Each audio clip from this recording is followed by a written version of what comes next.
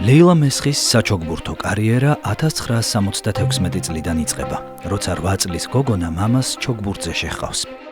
10 წელიწადში ლეილა ნატაშა ზვერევასთან ერთად როლან გაროს სიგებს და ხდება პირველი და ჯერჯერობით ერთადერთი ქართველი ჩოგბურთელი, რომელიც დიდი სლემის ტიტულს ფლობს. კარიერის განმავლობაში ახერხებს მარტინა ნავრატილოვასა და გაბრიელა საბატინის დამარცხებას.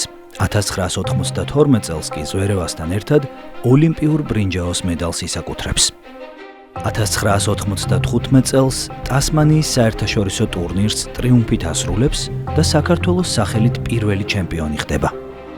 საჩოგბურთო კარიერის დასრულების შემდეგ თბილისში ხსნის საჩოგბურთო აკადემიას. 2018 წელს ლეილა მესხი საქართველოს სპორტის რაინდად ირაცხება.